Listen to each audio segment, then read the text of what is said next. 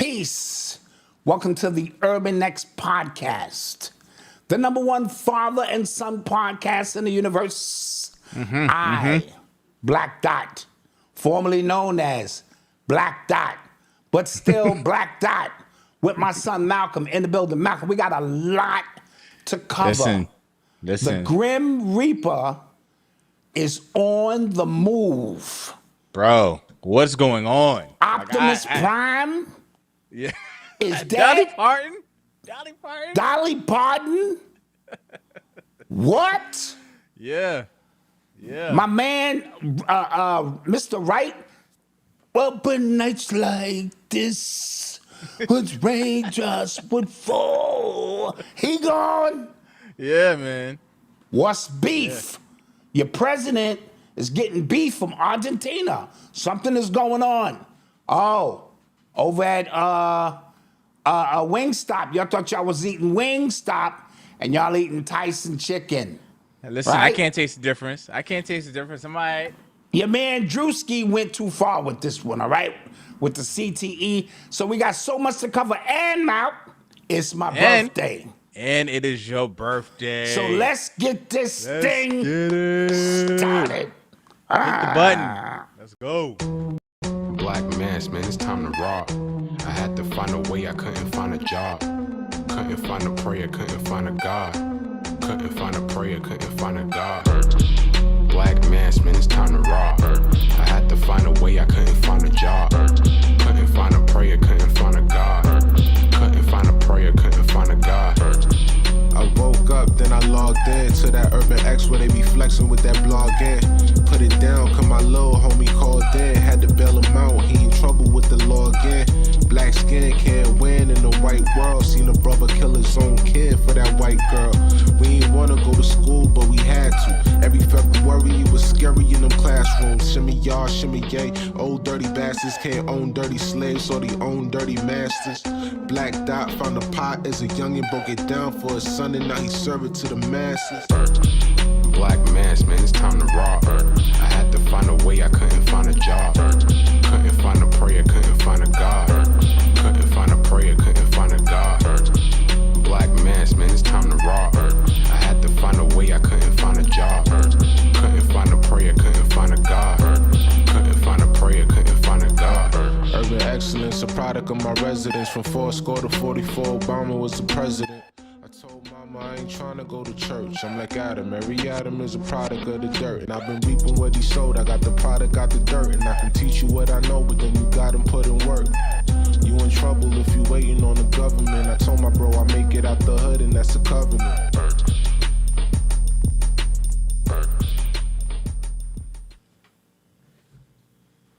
What's good? What's good? Happy Thursday, everybody.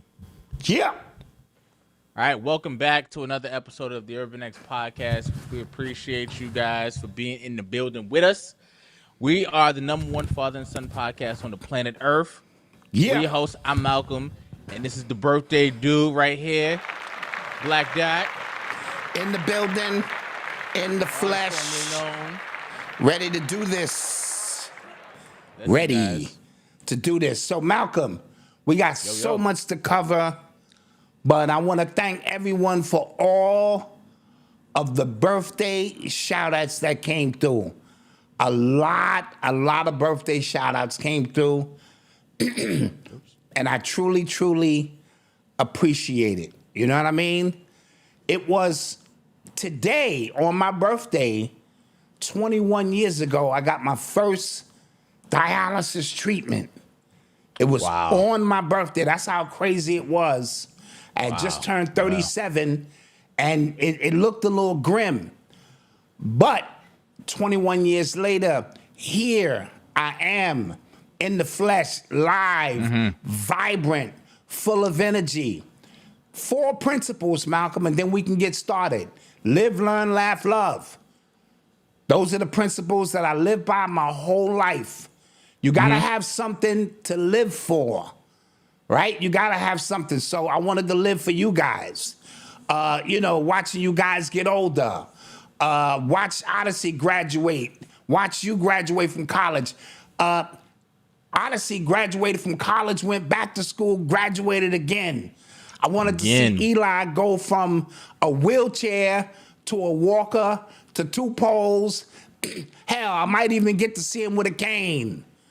I watched you become a father. What? A husband, a father, a graduate, a business owner, an entrepreneur. And shout outs to my oldest son, Marcus, who started it all. Showed me about fatherhood. He graduated from college, became a father, entrepreneur, businessman. You know what I mean? So you got to have something to live for. Live, laugh, learn. Every day you got to learn. You got to learn something every single day. When you get stagnant in dogmas and things, it stagnates your overall growth, and stagnation leads to death. That's what I always teach. So we're always here on our platform learning, right? Doesn't always mean it's the absolute, but keep the mind going. Live, learn, laugh. And obviously, you know that's what I'm here to do. I'm here to add some laughter to your day when I can, you know, because laughter is that antidote. At least it temporarily, Malcolm, suspends the pain, the trauma. Yeah. You know what I mean? And so laughter in all aspects of life is important. And the final is love. All right? You have to love yourself, and you got to surround yourself with people who love you. Move the people out of your way who don't love you. And these people got to love you for who you are, not for what you can do for them. Because what happens when you can no longer do for them, they have no purpose for you. So they got to love you for who you are. Live, learn, laugh, love. And here we are. You know what I'm saying? Let's go. With Mama Dot and everybody surrounding me, my family, my grandbabies. I heard from them today. Man, I'm playing with house money.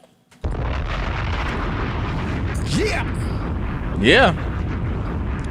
Well, thank you guys for joining us. And I don't know if you guys saw the Cash App that was up there. That was Black Dad's. Oh, It's his birthday. Sock it to his pockets. To my pockets. Stop playing. Don't play. Stop playing. Don't play. Stop playing. Stop playing. So, Mal, let's get right to this gear we got on. All right? Oh yeah. Let's not even act like y'all don't see it coming off the screen, because I know you do. This is the Equinox drop. All right? All right. We will be unleashing the most awesome urban wear in 2026 into 2027. You know how we do. So the Urban X Athletic Club, look on the arm there. Look on the arm. Oh, it's the other arm. Oh, my bad. I'm looking in the camera. You see what I'm saying? It's got the big Urban X, established since 2018. I would show you the back. We got something on the back.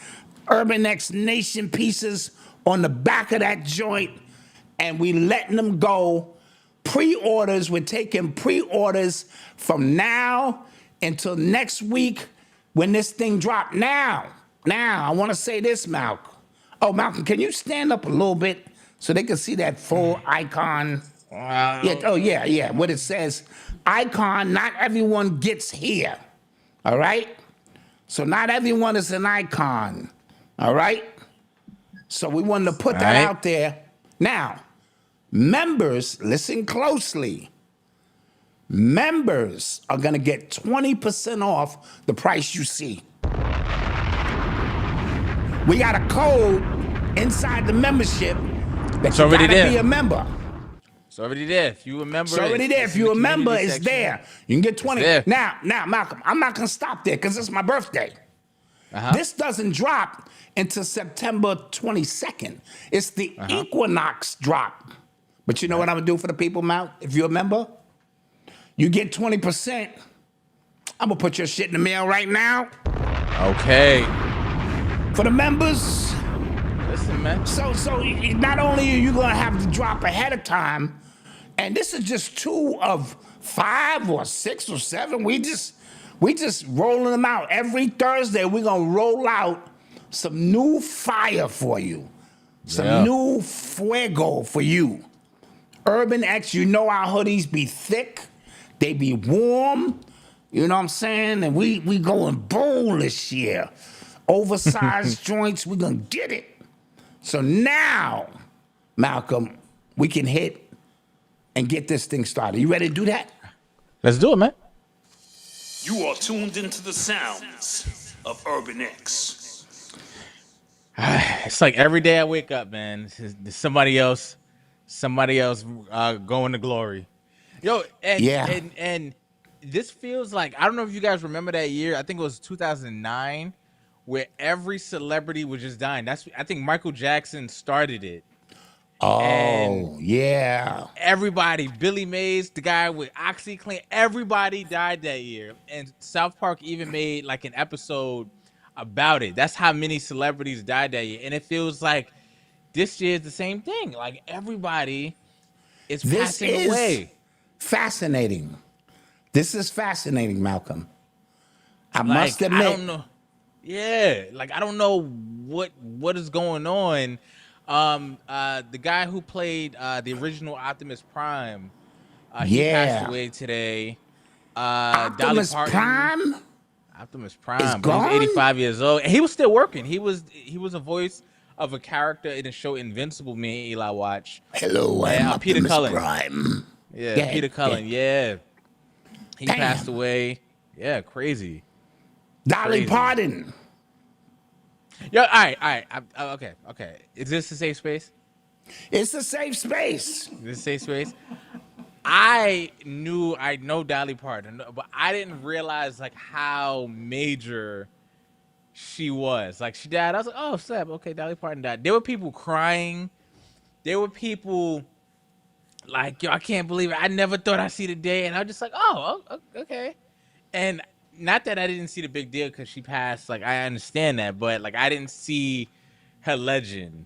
Am I alone in that? Am I bugging? Well, I think you may be a little too young to see her legend. First of all, let's give it up for the milk jugs. Legendary Milk jugs. And as a teenager, that's what we knew, right? Like, goddamn, for a white woman, she got some tick old bitties, right? Yeah. And so that's what we known her for. Even Kool G Rap in one of his songs, Talk Like Sex. He said, you know, what did he say? A big ass gets me hardened, but I knock chicks with titties like Dolly Parton. You know what I mean? So even the rappers was in on it, right? Yeah. Now, and she working 9 to 5, well, the way to make. So she had some hits, and of course, Whitney Houston's song. She wrote that song. Well, she sung the original one. She sung the original. What a lot of people don't know. Yeah. The residuals that she received from Whitney Houston, she never touched the dime of that. She reinvested that money, allegedly, back into impoverished neighborhoods in Memphis and Tennessee, and she did it quietly. From what I understand, she did a lot of humanitarian work quietly. I did hear about that. Yeah, I did. You know what I mean? And so in the 80s, when we was watching those TV shows, and you know, she would come on and she became a fixture. Dolly wrote the song too. Yes, I'm just saying, like she did write the song as well. I'm just saying, like she was the first one to sing it. Okay, yeah, but she got credit for writing it. You know. Yeah. And so in the 80s, we had a lot of white people, and I know it's crazy to say that we kind of just, you know, looked up to. Betty White, you know, Dolly Parton, the dude from Dallas, you know what I mean? And so these were 80s icons, and she was in that mix.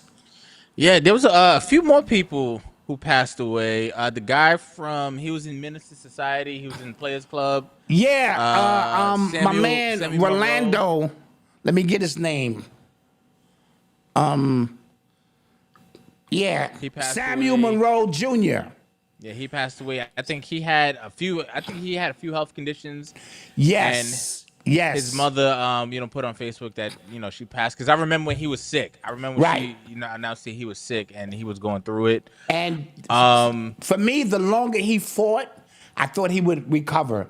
But he couldn't, sustain. So, who else? The guy Tim- from Five Heartbeats. Tim, the white guy who played a lot of Broadway plays. Tim Curry. Tim Curry. Curry. At 80, he passed at the age of 80. Yep. And of course, my man, what's his name? Wright? I always call him the dude from the Five Heartbeats. Michael Wright. Michael Wright. All right. Okay, so he passed away. Right? So it's been one after the other of people, and it was somebody else on Broadway, another European. They just Hollywood, they coming through, and it's a major sweep. I can't remember, like you said, maybe 2009, the last time. I'm telling you, like that was The sweep yeah, came it was through. just like, whoa, what the hell's going on? And then Side now, note, the next hurricane that's coming our way is called Hurricane Dolly. really, Yeah. That might just be synchronicity. It's called Hurricane Dolly, and it's on its way. can we You talk know? about these hurricanes and these tornadoes? But I've never seen tornadoes on the East Coast like this, right? Yes. Like I've seen hurricanes I'm in Delaware. I saw some in like Lower Delaware. I'm seeing some like where they're not supposed to be, and these hurricanes and these tropical storms. Like this has been like the stormiest summer I can remember. It was the heaviest winter I can remember, Yep. and then now the rainiest summer I can remember. This is actually crazy. Got you. And I agree because it's been wet. And the floods tell me something is, listen, I've been in New York my whole life. New York never floods. Not like that. There was always an area or two where, we always know that was known. Now it's flooding everywhere. So I'm Yeah. not sure what's going on. Like, are we sinking? Are we in a different space? I really don't know. Yeah. And, Jolene was her biggest hit, and Beyonce did cover that. Yeah. What was I gonna say? And did you see the flood in Nepal? Yo, that was the most horrific thing I think I've seen in a long time. Mainly because, you see something like that, you think it's AI. You say it's got to be AI. That's how fast a flood can move. You cannot outrun it, and it's going to engulf everything in its path. And Mother Nature's wrath, because obviously Mother Nature is starting to either she has an infection or something. She's fighting something off, some kind of vibration on this planet, because she's taken no prisoners. Yeah. And what I seen in Nepal was crazy. Yeah, that video was crazy because it's one of those things where you hear about events, you see stuff online, and then you kind of put yourself in the shoes of the people. Like, damn, what would I have done there? Like, what would I have tried to do there? Right. With that one, it is just like you watching a town, a city Yes. drown. It's over. Yes. And what it says is, if you caught in a situation like that, ain't nothing you could do anyway. Right. So you don't fight against what you cannot control. Yeah. Right? The question is, how many animals were triggering them or letting them know something ain't right. How many kids on the spectrum were being irritated because they could see what was coming? How many elderly people just was like, something ain't right here. So it's all in that mix, especially the animals. When the animals start going high up, you gotta follow them because they still in tune with the vibration. They can feel the energy changing of a tsunami and things of that nature. And so it was sad. And I think it said 13,000 people, but you got to times that by 9. Yeah. You know, to keep the fear down. A lot of people will not recover from that, you know? Yeah. Yep. And so there's floods in New Orleans right now. Of course, we see the lights out and what was going on in Indiana. There's so much going on that we have to just pay attention to, you know? Yeah. Yeah. Yeah. All right, Absolutely. let's get to some stuff. You're listening to the sounds of Urban X. All right, let's get to some more stuff, man. Did you see previews of your boy Jay-Z's 8-part series that's coming on HBO? Him and Rick Rubin sitting down, getting to, you know, the crux of, I don't know. They just talking. Let me say this. I hope, and this is for all the Jay-Z fans out there, and including the Jay-Z stands, I hope it's not 8 parts of them two sitting there like that, sucking each other off about how great each one is. I hope it's not an 8-part series. First of all, look at the date. Comes out on 9/18. That's 9/9. 99 Problems. Rick Rubin produced that song. So do not think Jay-Z's not being funny with that, right? Okay? If they're sitting there face to face with 2 speakers for 8 episodes, and remember, this is Jay-Z from the past. This is not Jay-Z in the future because he doesn't have dreads currently in the future. So what will he say in the past that does not align with the future? You know? That's the first thing I thought, because I'm like, okay, like when he cut off the wicks, I was thinking like, okay, he's probably, you know, past the pseudo philosophical stuff. Like he is, you know, trying to actually, you know, get back into the culture. This, I'm seeing previews and he's, you know, legs crossed and fingers by his cheek, and you know, when I think about the dichotomy of hip hop and the boardrooms, and it always made me, you know, chuckle a bit. Yeah, I'm just like, what are we doing here? You know, him and that Bagelmeister sitting there for 8 episodes. Like, what are we doing? That's gonna be a train wreck, especially if he says something that he meant when he had his dreads, but he did some different shit when he cut his hair, right? And you going, what the fuck's this, right?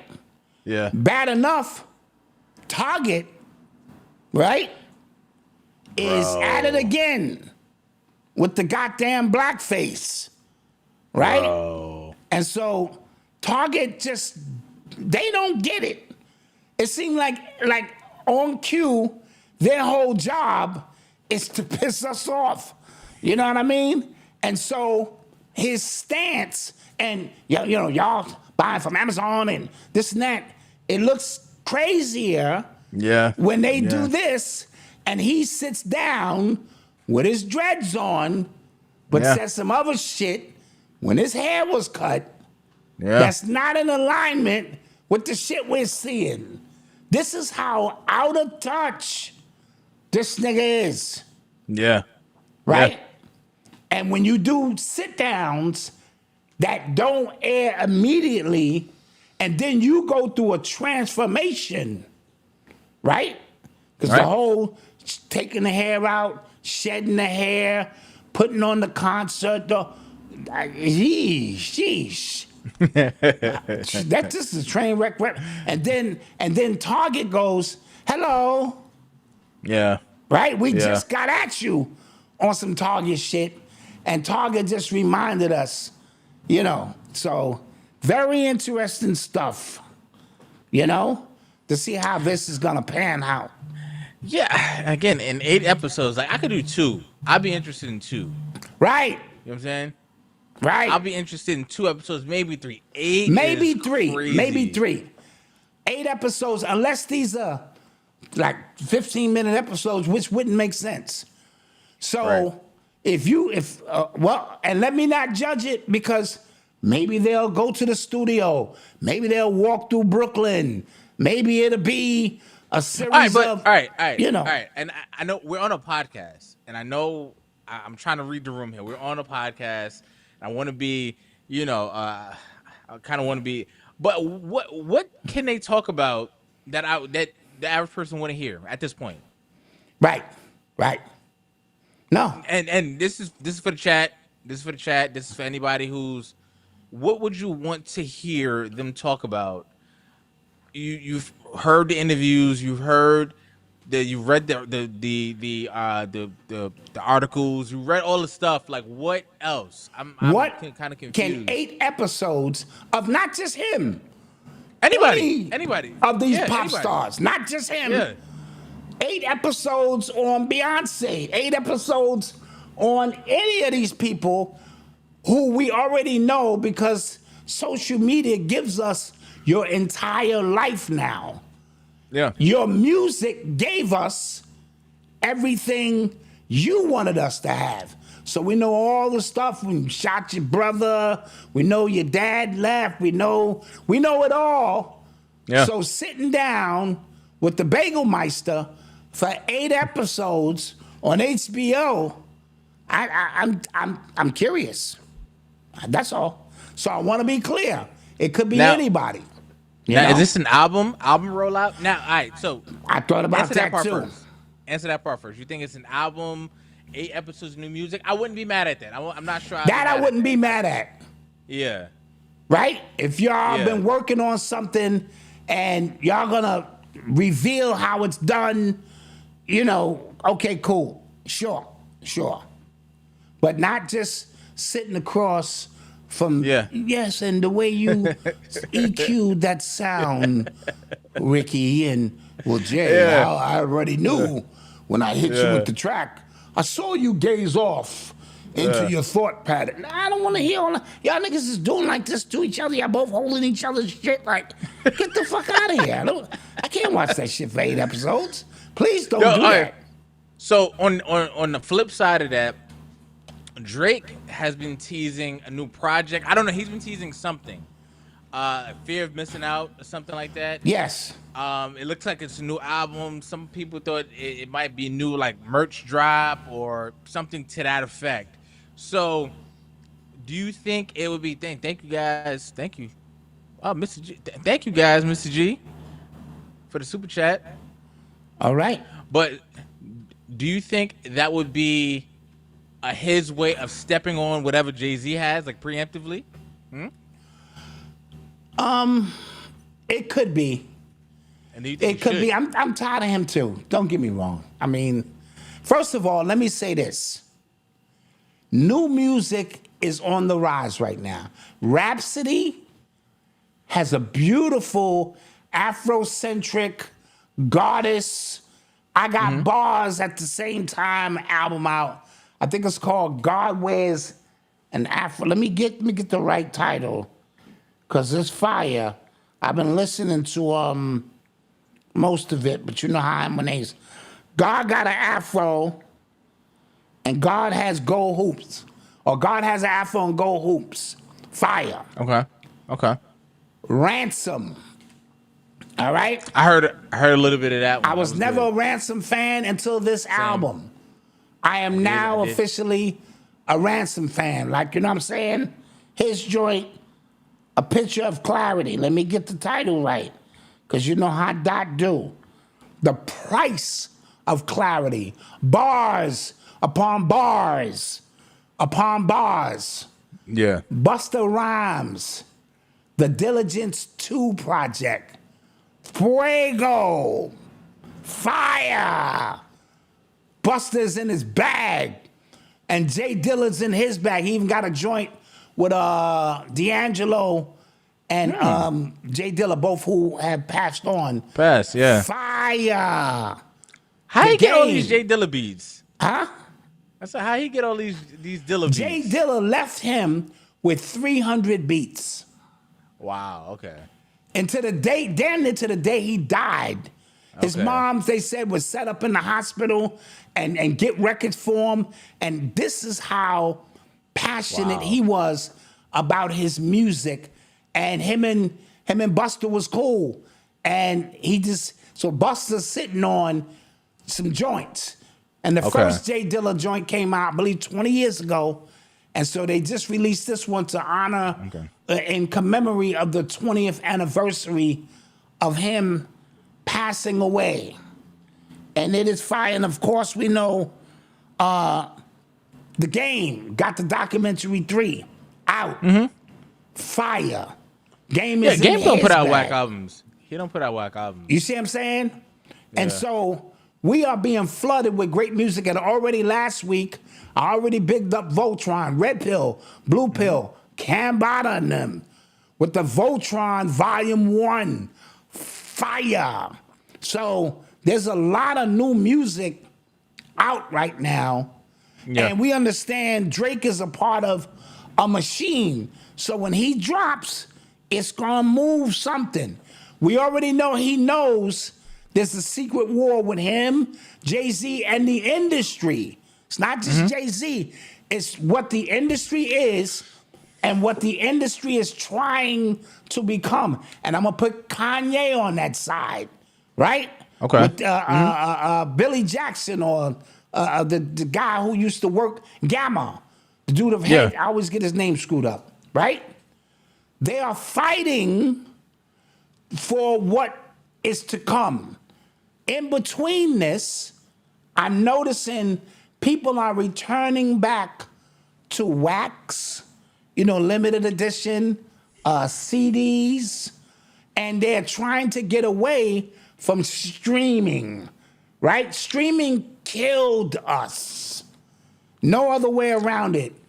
It was cool when Apple presented it initially, but remember, you still had to pay for the album. It's just that you got the whole album, and and then you could pay 99 cents for a songs. single. Once this thing just became, you play a flat fee. Yep. Yeah. Right? Kind of had it right. Yeah. And it destroyed everything. Because how am I getting paid? How are you prorating my money? Right? So, but here's the thing. So, I think hip hop in general, especially hip hop, because it does seem like streaming has affected rap and hip hop more than any other genre. And I don't know that to be fact. It just feels that way because I don't hear pop stars kind of complaining about the same things. That's just me. But if hip hop has to get past hip hop has to grow up in how we talk about it, how we judge it. We just kind of have to grow, because if we continue to judge music on what it sells, because hip hop doesn't sell anymore, and I don't think that's an indication on how good the music is, because you just named a lot of good albums that are probably not going to sell well because people are just not buying albums anymore. Right? It has more to do with the system. On them. It has more to do with the system, not them. So we kind of have to get away from charts. And to Jay-Z's credit, he did say that a while back, right? He did talk about, we look at Billboard like, are you dumb? Like, and I get that, right? So that has to be a thing. But we also have to like grow up in how it's just the entire competition thing. We kind of have to get past that as well. we have to elevate past that as well, because the entire thing, even stemming from the Kendrick and Drake thing, there were billboards everywhere. Hip hop is a competitive sport, dissing and stuff like that. We have to elevate past that if we want the kind of the culture to survive beyond a Drake drop. Because I put on Twitter that hip hop media, and I put media specifically, needs Drake, and they do. They have nothing to talk about when he doesn't. They have nothing to talk about when he doesn't. When he's not doing something. It's Nothing. like ESPN with LeBron and or the CNN politics with Trump. With Trump. Yeah, That's what I mean. Right?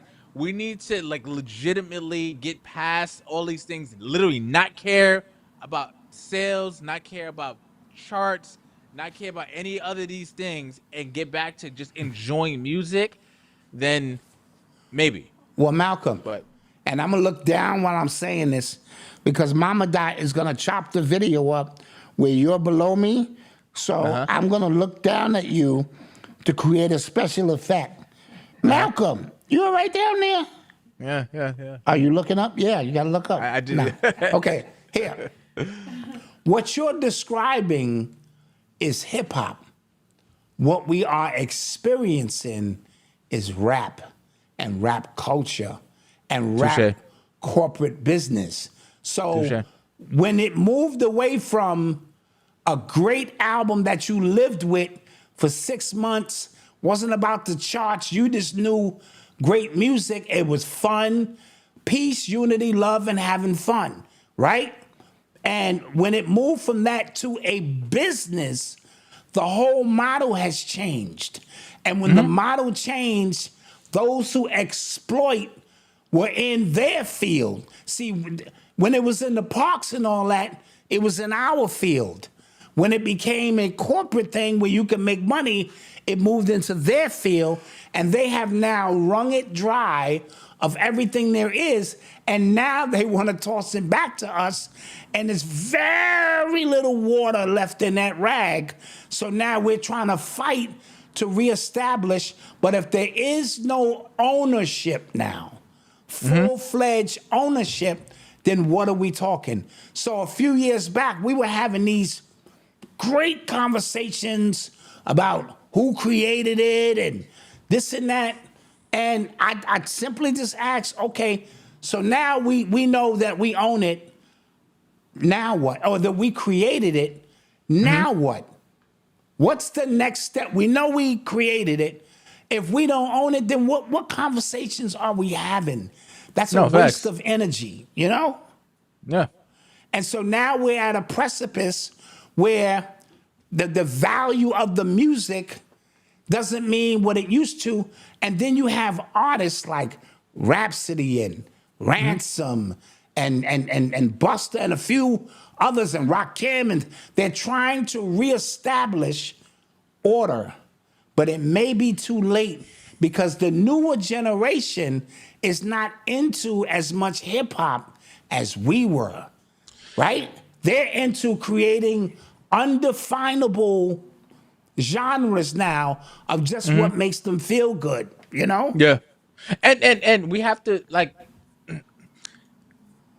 the reason why people defend capitalism is because they feel capitalism creates competition. Competition creates a better product, right? Yeah. Back in the day when rappers were getting paid from their money, like listen to an album that came out in the 90s. They were rapping like their lives actually depended on it. Yeah. Like, yeah. I say this all the time. Like I often just go back to Get Rich or Die Trying. The album came out in 2001.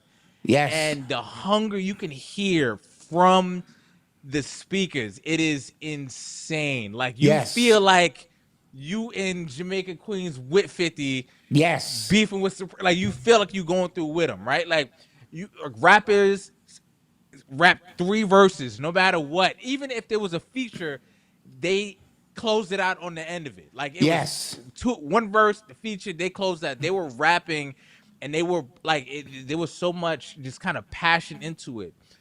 Now, the idea of a song now, the idea of an album now is, I just need this album out so I can tour with it, so I can just make some money off of my shows. Right. I can give a shit about what this album actually does. I can give a shit how this album actually sounds. I just need something to perform. Matter of fact, I don't even really got enough of a fan base to go on tour myself. I just need something to perform when I hop on this person's tour. You get what I'm saying? That's what's happening. Yeah. And it has become a vehicle. That is right? it. That is As it. opposed to the engine, the heart, and the body. It is now simply a vehicle to get you from one place to another. So when we speak about it lacks heart, it lacks foundation, it's because now corporations rule everything around me. Now, we're there at that point. Now, corporations now, right? Now, when I was younger, I would hear stories. You guys would, tell me stories about, the greats, the musical greats who got screwed over because they didn't have their masters. They didn't have their publishing, right?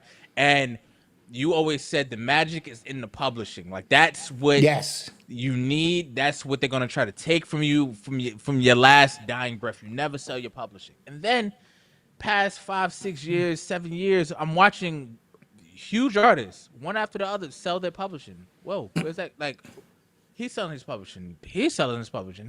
She's selling her publishing. Whoa, I thought you weren't supposed to do that. They're getting exorbitant amounts of money. Like, it's one of those, like, they'll never have to work again. Right. But I thought the idea was you never sell your publishing, right? Mm-hmm. And then you go down the rabbit hole, you realize they're selling their publishing to, these shell companies, but they're really owned by these AI companies. Yes. Right? This is before ChatGPT became mainstream, before Claude and OpenAI and these things, right? And you go, okay, now it's starting to make a little bit more sense. And then you had Dr. Dre come out this week and talked about his use of AI and how he is, not mad at, people using AI to create music and to assist in music and things like that. And it makes you go, Yeah. Well, Dr. Dre has been sold out, right? Long time ago. So we know what side of the fence he's on. He damn near made $1 billion with Apple. All right? And so you know where he stands. Now, some of the principles of this AI thing reminds me of, hear me out, for all my hip hop heads who listening, hear me out. Yeah. When we first showed up with the sampler, right? Oh, yo, you know what? Go ahead. I'm not mad at you. We first showed up with the drum machine, and every real musician said, what the fuck is this? Because now we didn't need bands. We sampled drum loops. We played 2-finger keynotes. We got hooks, and we made something out of nothing but because this is about perception, from the eye of the musician who has to hold an instrument, has to fall in love with an instrument, has to master the instrument, has to become one with the instrument, has to speak through the instrument. Right. Now, some nigga in the projects, you know what I'm saying, is like this. And if he nice with it, the shit will sound, right? Like a 15-piece orchestra, right? And then we came out and created that version of what hip-hop would become. Because prior to the drum machine, you had to go in the studio, and a band, even if you wanted to play good times, like, from Rappers Delight, a band had to actually play it. So there still was a level of respect there. When Said G and Pete Rock and Marley Marl and Large Professor and all of them dudes got their hands, and a lot of them, let me tell you how genius we are. We didn't even know how to use that shit. They just sat down. Some of them never even picked up the manual. They just became one, right? The melanin started interfacing. So that was their version of Touche. AI. It was a lot Not of mad at that. resistance, a lot of Not mad at that. resistance until classic albums started coming out from that shit, and ball game over. So now it's flipped again. Things just reinvent themselves. Now we at an apex where, you know what? I don't even need a drum machine anymore. Now I can just think of this shit. Give me a hip hop banger, and I'm looking for a gospel chorus, because this song is about my mama who died. And so give me a black southern fried chicken eating collard green eating pastor sitting in the back screwing the head of the choir type sound, right? That old shit. And you know, and as a matter of fact, I don't even know how to rap. Create me a rapper, and I'm gonna start a whole goddamn label. That's where this shit is at now. Yeah. Right? Yeah. So Remember Timbaland had a whole artist. Remember that? Right. Yeah. Now, once they get the big artist to do it, the little artists follow. So Dre says some slick shit. Well, that's because they don't know how to use it. Teach us, Dre. What the fuck you mean they don't know how to use it? You either making your own music, because soon engineers won't be needed. You could say, hear me out, let's pick up Michael Jackson's Thriller. Give me all of the frequencies, right, from that album, place them into my album, and boom, here we go. What you don't realize is, side note, you can get this at shopurbanx.com. It's UrbanX Athletics. We doing it big. Oh, I keep pulling the wrong goddamn armor, right? Cash at me, sock it to my pockets, right? Now, in fifth dimension space, where we're supposed to be heading, you are supposed to have the natural ability to think something instantaneously into existence. Now watch this. Everything you think about comes into existence. It's just a matter of how fast it comes into existence. So if you're thinking about a new job or something, it's gonna come. But if you just think about it sparingly, or you don't think about it with a level of conviction that it's already done, it just takes longer. But when you are fixed and focused, it has to manifest, because the universe is here at your disposal to give you everything you want. However, you start fucking around with AI and you start losing your natural ability to do that, right? Because things are manifesting in a space that is digital, but it's not really run by you, right? Yep. When we do ascend to fifth dimension, however many people make it, we lose that ability to do so. So this is a very, very crazy game, but that's gonna be Dr. Dre's argument. The drum machine changed everything, right? It enabled hip hop. Is the crystallized point of the pyramid of musical creation, right? Because it is the only genre that can use anything and everything at its disposal. Jazz, blues, funk, pop, opera, or anything that you can, babies burping. It has the ability, through the use of this drum machine, to morph everything. So the alchemy of hip hop is different. You see what I'm saying?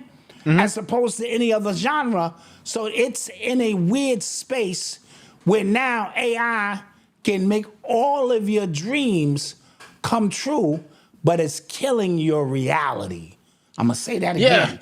Then I'm gonna drop a bomb on that, right? It's making all of your dreams come true, but it's killing your reality. Now I'm talking about. Yeah, man. And Somebody made a joke said Dre ain't making his beats anyway. Yeah, for somebody Yeah, who's yeah. had as many ghost producing allegations on him. Right. You know, so that's where we are. So we're gonna take a quick break, Mama Dot, because we just getting started. Y'all here for my birthday. We're gonna toss up, hit the Cash App, sock it to my pockets. We're gonna rock out. Go for our members in particular. Go ahead and get that 20%, and I'll put this in the mail on Monday for you. You know, go look at all the flavors. For those of y'all who are not members, nah. But you still can get the flavor. All right? All right. Cool. As a woman of a certain age, there comes a time when our bodies begin to speak, to shift, to change, but not about something that's ending, but about becoming more aware, more attuned, more seasoned, and more aligned with our truth. Women are opening these pages and remembering themselves. This is more than a book. This is a return, a remembrance, a chrysalis opening. Living like a menopause goddess. And this is only the beginning.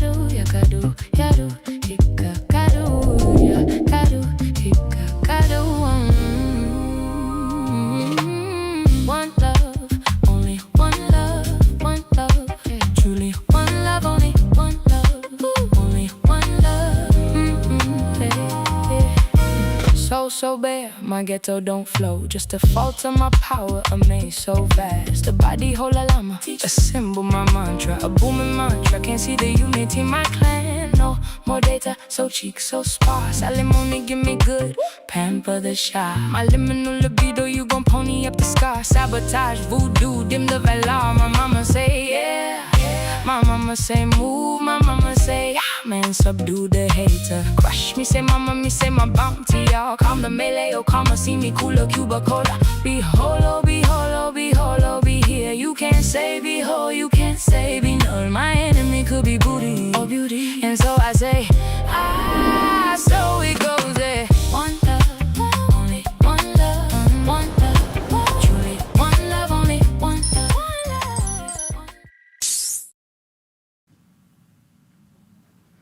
Yeah. And we are back. We are back. Hit that like button, please. Please hit the like button. These will be, somebody asked about the sweatshirts. They'll be in there in the morning. All right? We just dropping this. We wanted to get this up for my birthday. But it's the Equinox drop. We're going to be letting this thing go. New designs coming on a regular every week. Me and Malcolm gonna wear something smooth. It'll either be a hoodie, a sweatshirt. We want to now take this Urban X experience to the next level. You know what I mean? We've been here established since 2018. We establishing a legacy, a foundation. We built different, all of those things. Shout out Ian Daz, whose book is simply amazing. I plugged my people into it, so they purchased a copy. They may be calling you soon. Yeah. And to all of the people who support us, and we do our best to support them. I've been getting the Cash Apps. Thank you. Thank you. Thank you. And thank you for the super chats, people. Yeah, thank you for the super chats. If you have super chats, just send a Cash App. Send a Cash App. Yeah.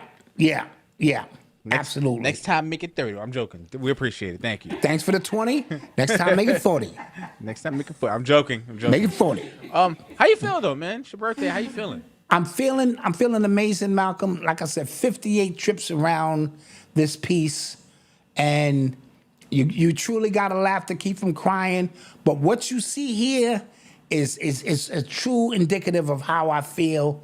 And you know I give a party every 10 years, so everybody here is invited to my 60th. I only do it every 10. Now, I already said this. Once I get to 60, I'm gonna cut it down to every 5 years because at that point it'll be like, I don't know if I'm gonna make the next one, Doc. I barely made this one, you know. So Malcolm, I forgot to give you a dad joke, you know. Okay. So I'll give you one now. I went to a very, very fancy restaurant. And I ordered the duck. And I'm going to tell you, the bill was huge.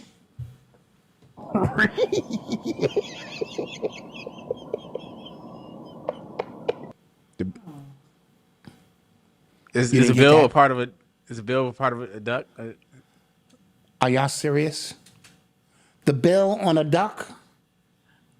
I'm slow. That's. I'm slow.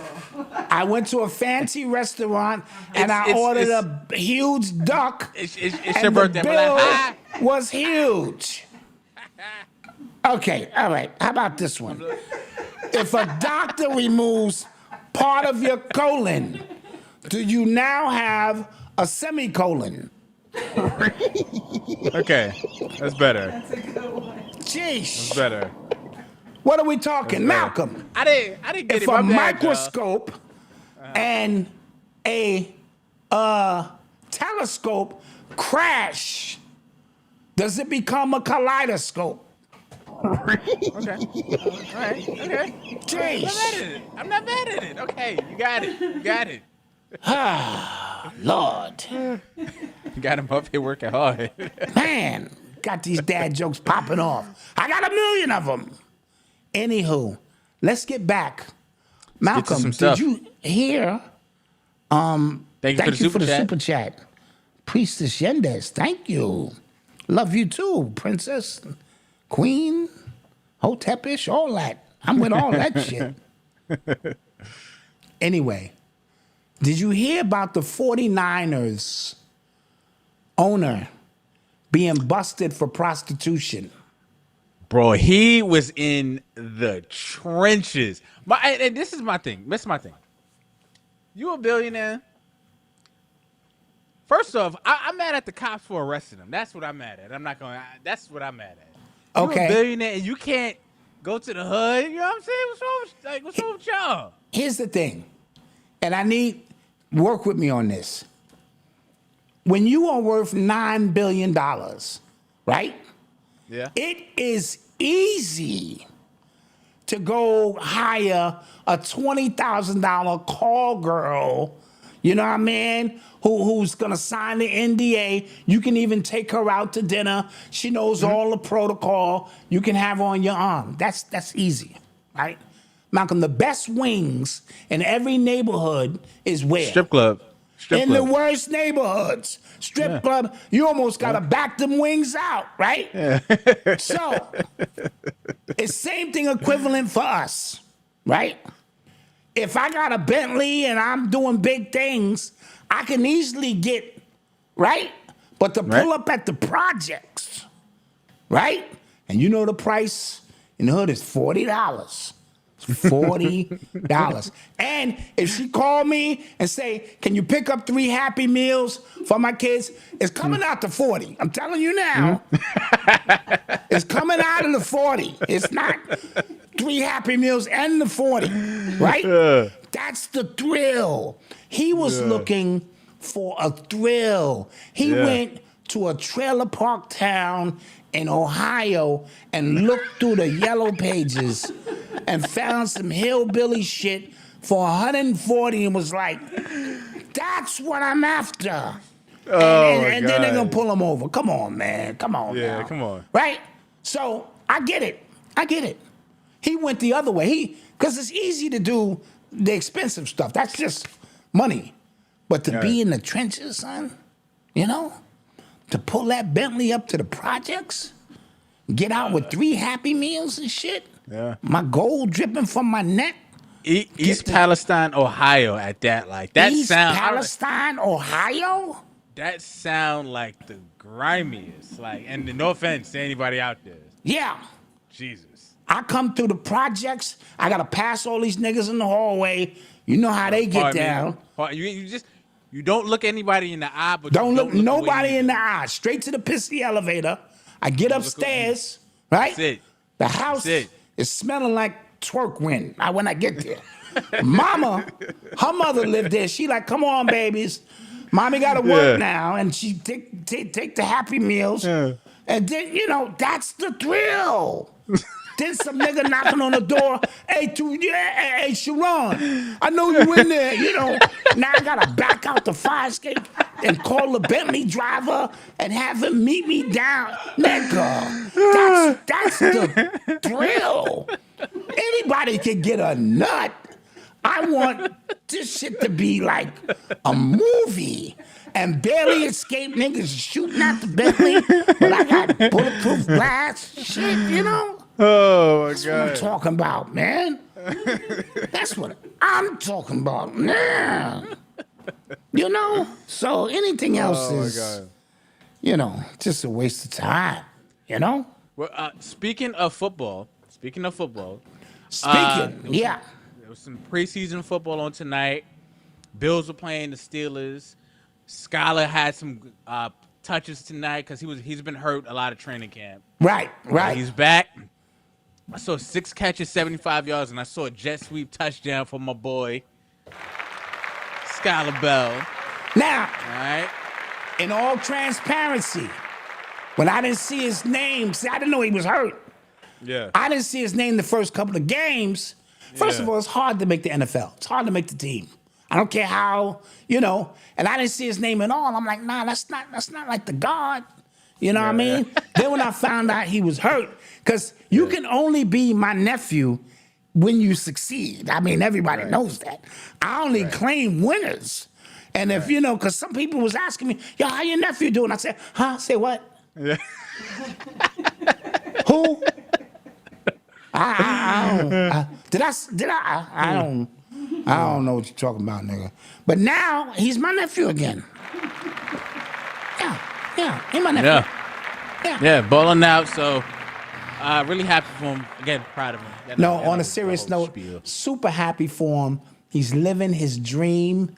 And listen, this is going to be an amazing, amazing year. Side note, while I got you all here, me and Eli's bringing his podcast back.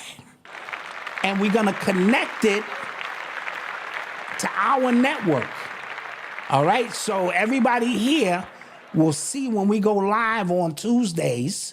And I'm going to need your support so I can show you just how brilliant this young man is when he gets in front of the camera and he's talking sports and his passion. So yeah, we got that popping off before game 1. I think September 8th we come back, me and Eli. So listen out for that. You know? All right, again, speaking of football, just keeping it going. Football. Keeping it going. Drewski dropped another skit. Oh, yeah. Which he was a football player, and he got hit really hard, and he got CTE, and he's leading police on a wild chase. He's abusing this girl. He's cursing out the camera on Instagram Live. Now, I did not really find it funny. I don't know if this is me just kind of wagging my hand, being an old man about it, but the image of him on the floor after he got hit, I've seen players get hit like that, and my heart stops every time. Like, yes. I really, because that can kill somebody, right? Yeah. And then I don't know. I don't know. I thought it was a little. It's a little tasteless.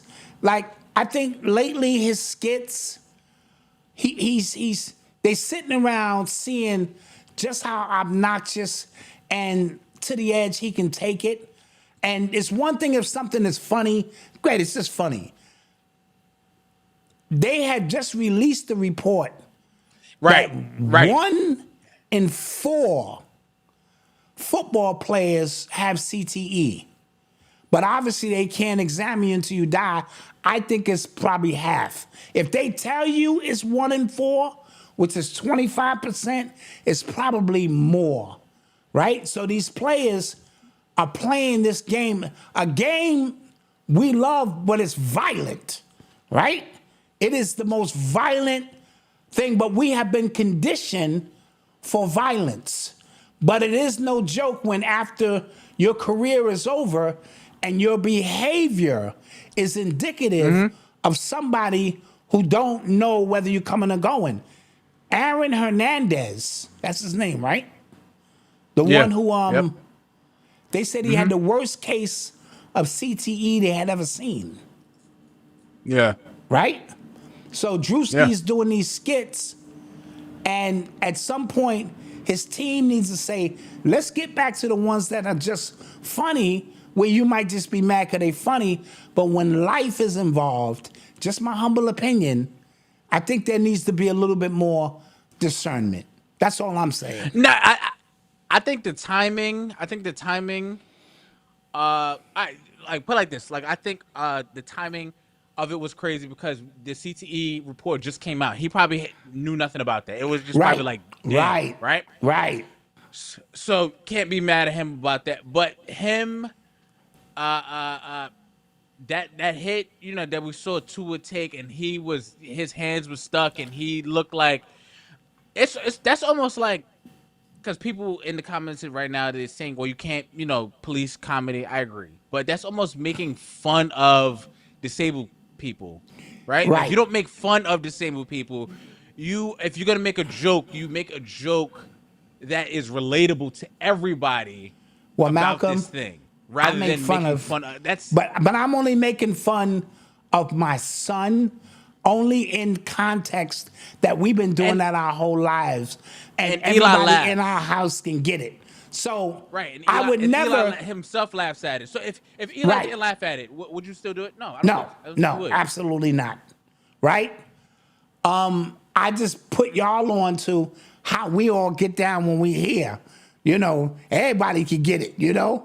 However, the timing, like you said, was bad. Football is very, very violent. Football runs America, right? It took over Sunday. Like it ain't Jesus Christ in football. It's football. Then your family, then Jesus, or whatever the case may be.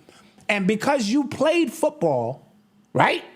And you understand the magnitude, because as a parent, every time you went out there to prove that you could knock somebody out, I'm like, yo, this is one hit. It could be over. You know what I mean? And so, it's just one of those things. I don't want to police comedy because it needs to have its freedom. But even me, there's certain things you'll never hear me say. I just won't say it. And I'll run it through my head movies and go, now, if we just in the house with us, I might say it. There's certain things on these cameras I won't say. You know what I mean? Just out of respect. And the timing of that with people dying from this, it's a little tough. Yeah, that's it. And, I'm not going to hang him for it because he's a comedian and he didn't know that this report was coming out and his people thought it was funny. So I'm not going to hang him for it. But the timing of it is as bad. That is all I'm saying. Because I am in no position, and many jokes as I tell, to police somebody on the jokes that they tell. Yeah. That's all. Yo, what did you think about Master P? His comments on not black people need to not harp on slavery. Yeah. But Malcolm, I said that 5 years ago. Remember, I was saying, not saying you're not supposed to teach slavery, but it's not supposed to start at slavery. Because when you start at slavery, we're starting with trauma. We're starting with pain. We're starting with suffering. We're starting with a hierarchy of a master. We're starting with built-in excuses on why we haven't excelled.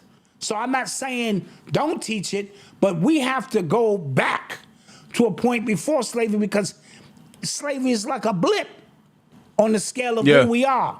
So if we start before then and say we portrayed ourselves, or we took a fall from grace to some capacity, and as a result, we found ourselves in this position, but look at us now. We rising back out of it, and still we rise. I think it instills something different in our children. But if we're going to start at slavery, how do we expect them to see themselves as anything else other than slaves who have been freed, so now we're fighting, as opposed to the kings and queens and farmers and astrologists and all the other things, architects, builders, all the things that we were way before that glitch in our matrix took place, where we were hit over the head and forgot who we were, you know? Yeah. I just, there was a lot of people upset about it, but I think they were upset at the messenger rather than most of the message. Because Master P, and somebody said this, he does this every 4 or 5 years. He said, we need to buy our own.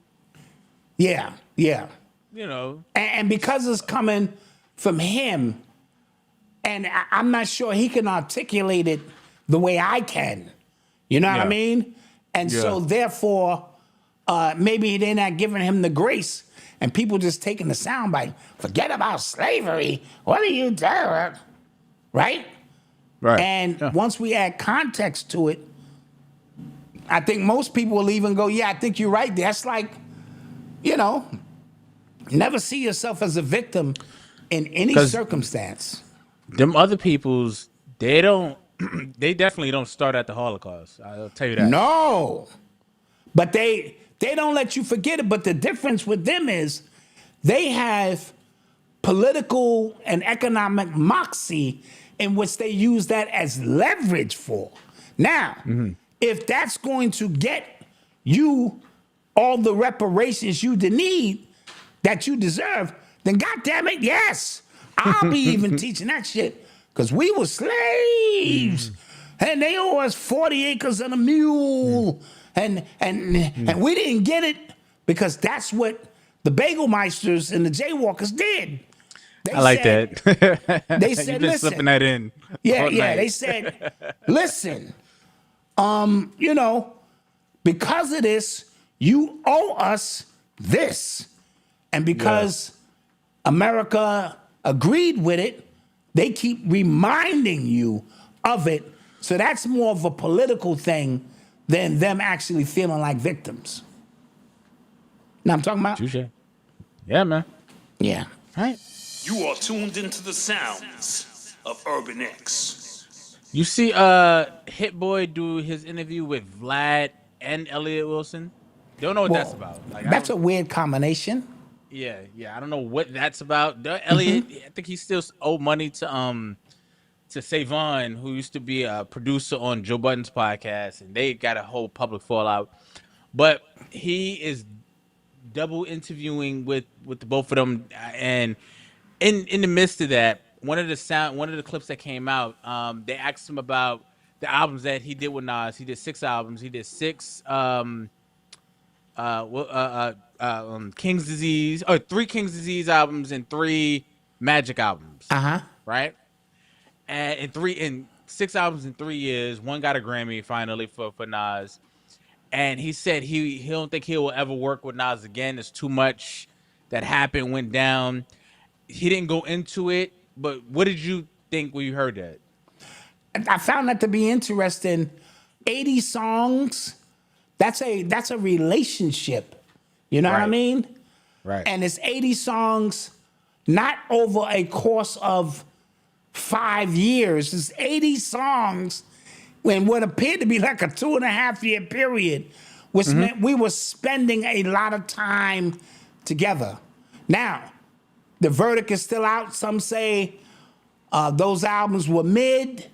Some say, they had their moments.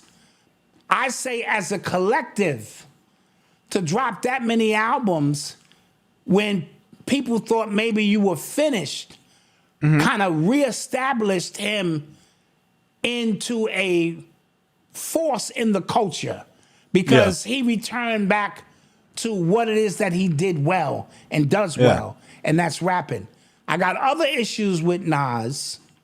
We're going to talk about Raekwon in a minute, right? Okay. I got other issues with Nas in reference to they positioning him to take over when Jay and Diddy and them are out of the way, as the casino deal, the Hennessy deal, the Ring Bell, which is surveillance deal. These are some things that I bring into question when we start speaking about who your true alliance with. Now, on the other hand, he showed up and showed out for the culture and 50th anniversary of hip hop, created outlets, stages. He's putting out films on one hand to keep, it's like he's doing that Virgo shit. He's a master at what he does. He's got his foot in both lanes. You know what I mean? Yeah. And so I'm questioning that as we move forward because I don't trust anybody. That's just how I get down, right? You know how I feel about icons. No pun intended, because it's on your shirt. And I'm not talking about the ones who supersede. I'm talking about the icons. Big difference, okay? The icons are the ones I'm worrying about, not the true icons who understand what it takes to live and embody that. And I only say that because recently a report came out about Raekwon striking a deal or being all buddy-buddy with the Palantir crew, you know what I'm saying, who are heavy into surveillance, right? And come to find out, see, this is how the social media thing worked. He was involved with that 10 years ago. Him and Nas, from what I understand, right? And so here we are 16 years later, and you're still, because one picture got him with the T-shirt on the Palantir, and so I'm not sure if he went to invest his money, but you can't be a part of the surveillance team that's holding us down. That's like investing in private prisons. You can't tell me you invested in private prisons, but yet you for the people. And so I question, and I only ask you guys, right? That's why I'm always asking you to let the idol worship go and take a look at the gatekeepers, you know what I mean, who have got you to put your guard down, and they are part of, they're part of the New World Order, as far as I'm concerned. Jeez, Palantir? Yeah. Fuck. Right? Yeah. And so it makes me just wonder. That's all. So going back to the Nas and Hit Boy thing, the common denominator when it comes to, people falling out in music, it's I think it's money. It's got to be money. It's got to be money. There was probably something with the splits and who owned the publishing rather than the masters, or who got writing credit. Like, there was probably something with some splits there that couldn't. Because again, as you said, 80 songs, that is a relationship. When I hear that and I hear Nas locking in with one producer for that many albums, I'm thinking, whoa. Yes. Right? Like, y'all must have the conversations y'all must have had to even get to that point. Yes. Right? The bread y'all must have been breaking to get there, and then now I'll never work with him again. And as somebody mentioned in the chat, Vlad has a hard-on for Nas, and he always has for years. He does. He does. So it doesn't surprise me that he would be the one, it would be on his platform that this is kind of breaking. Yep. But sad. So I understand that now. It may be something other than money because if it's something you won't talk about, geez. Yet you're talking about your own father who you spent $1 million with, promoting your dad's career, and yet your dad is, back in jail, or you was quick to talk about money then, and that's your own father. So I'm not sure it's money. Side note, Malcolm, did you know today is the day that the TV show Martin aired on TV? Oh. 34 years ago. Damn. Today. Damn. 34 years ago. Okay. Yeah.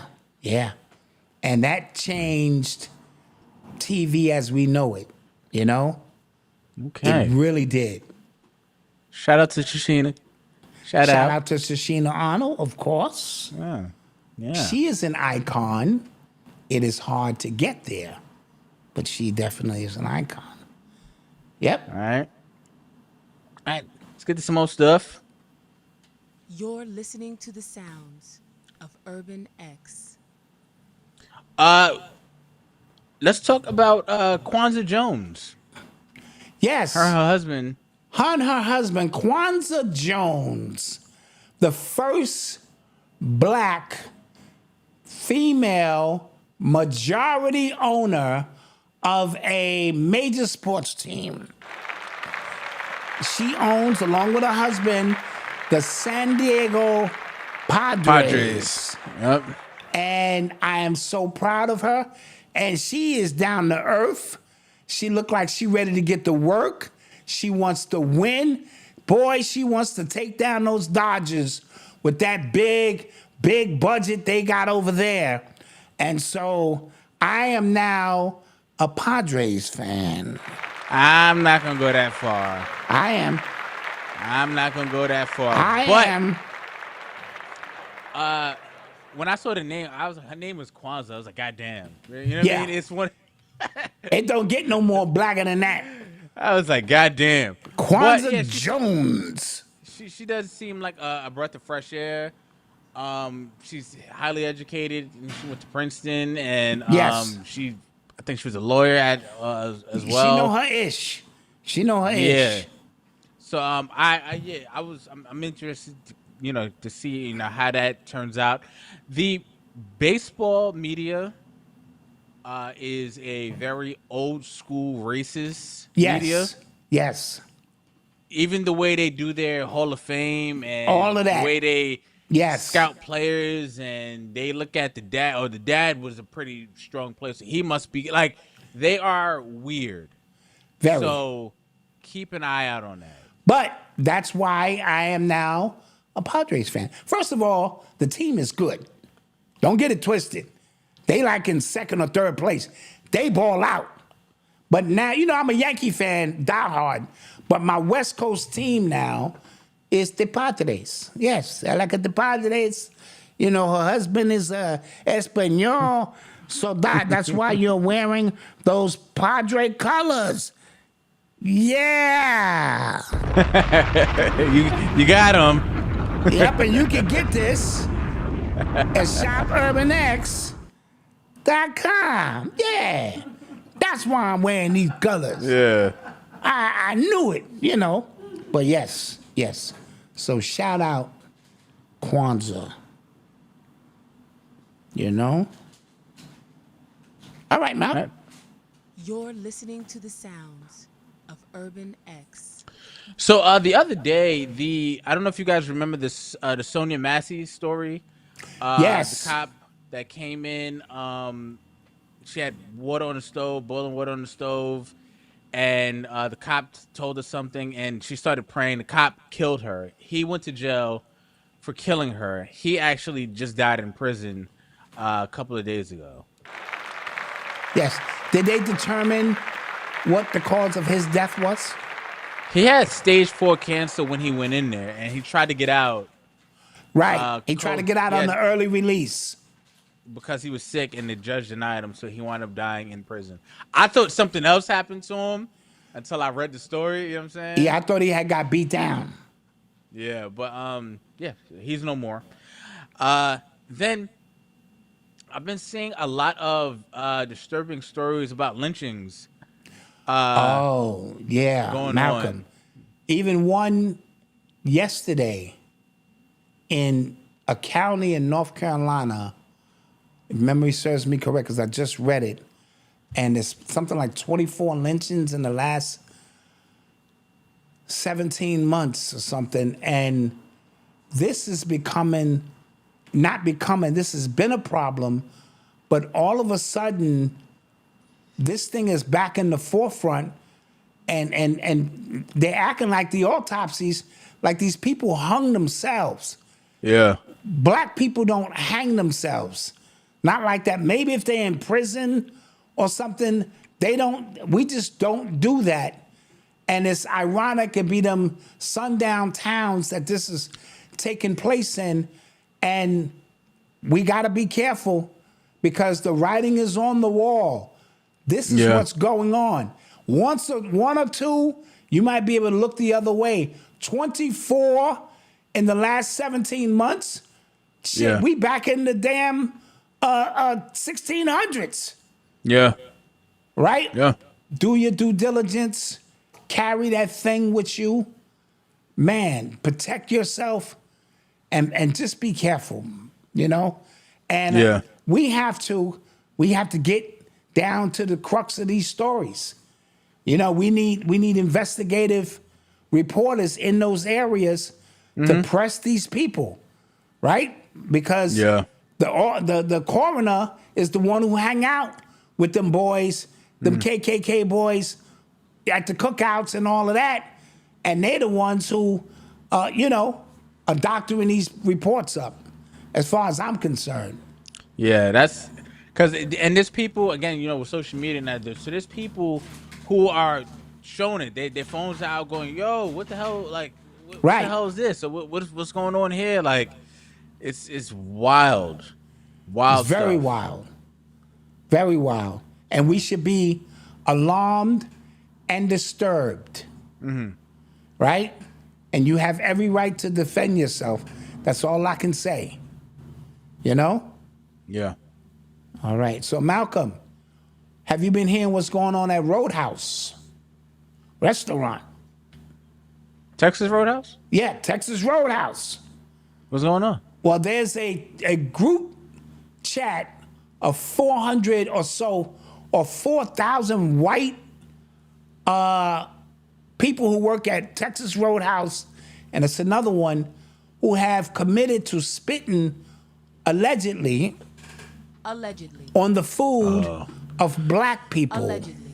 Okay?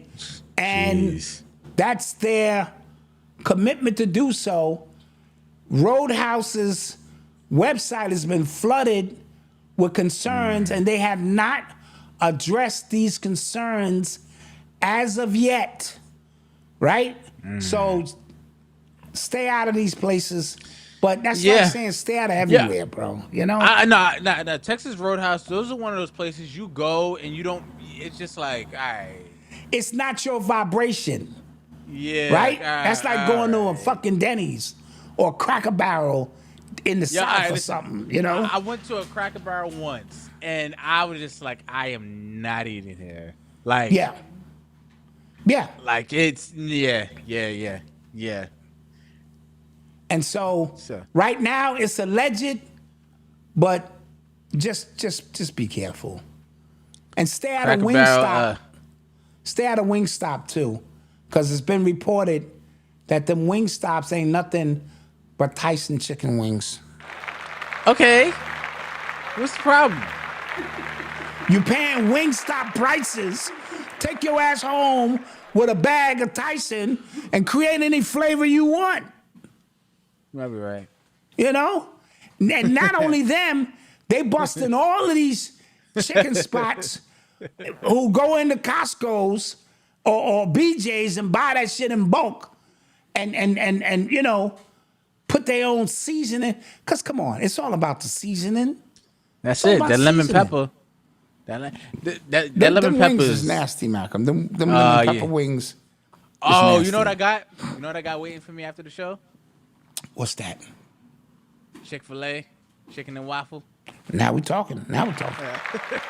Them chickens grew up with both parents. Yeah. They went to great schools, and they were raised in great neighborhoods where the crime was low. Facts. Real talk. Yeah. Somebody, Tyson chicken. That's some good chicken. Yeah, y'all bugging, man. Okay. Well, they care more about their chickens, or is that Purdue? Purdue don't play. They care Purdue, more I about think. them chickens than you. Yeah. I think it's Purdue. And I told you, I watched that report. They said they got to slice 100 chicken heads per minute. Some old crazy shit. And they can't go to the bathroom.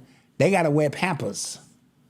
I don't want to work nowhere where I got to wear a pamper and cut chicken heads and shit, you know? Yeah. Somebody just asked a good question that I missed. Sorry about that. Oh, the American beef supply. Yeah. So Trump has signed some deal with, I think it's Argentina or one of them places. I think it's Argentina. Looks like Argentina flag. Where we can get our beef at a discount. However, I believe it was Japan who just denied that meat from coming into their country because it's laced with some chemicals or something that causes brain damage. Jeez, man. All right? And so Trump's reasoning is we're helping out the economy of Argentina, but now there's even question if that's even beef at all. Some people are saying it's horse meat. Allegedly. Right? So anything that you can grind up and 3D print out now, because you know you can do that. For a lot of y'all thinking y'all eating oxtail and y'all eating kangaroo tail. Allegedly. Y'all gotta stay away from all that shit. Yeah. I mean, every now and then, I'm gonna go to a Chinese restaurant, but I like rat and cat and pigeon cooked up a certain way. So I'm cool with that. But you, healthy people, stay out of all of them places. I roll the dice with my life. Stay out of all those places. I roll the dice. Give me some barbecue pigeon. Tastes like General Chow. Boom. Yeah, I do that. Anyway, Malcolm, we're going to take another commercial break, but then, listen, sock it to my pockets. Go to the shop. Members, you're getting 20% off, and your shit'll be in the mail by tomorrow, maybe Monday. Everybody else, you can order. Prices is nice. You're going to have to wait. So, let's get to this commercial. All right, we'll be right back.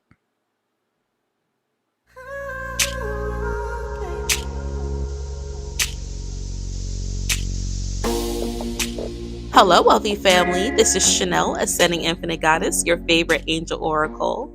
When was the last time you had a spiritual tune-up or felt truly aligned? All my angel services, whether it's an oracle card reading, chakra balancing session, or even mental healing sessions, are a channel to help provide you assistance on your journey. Whether you're looking for clarity, balance, or just direction, your journey is always evolving with every intentional decision. Connect with me today. Visit my website, www.ascendinginfinitegoddess.com, to see all services and availability, or call or text me at 786-828-8722.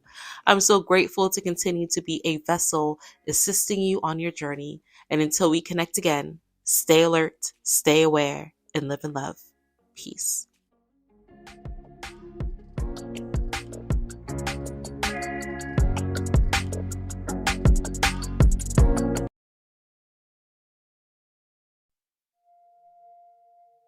Every journey begins with one single note. For months, I have been crafting something timeless. Stories of awakening, love, resilience, and a return to the light. Join me for my debut album, Soul to Soul. This isn't just music, it's an experience. Welcome home, Yogi G.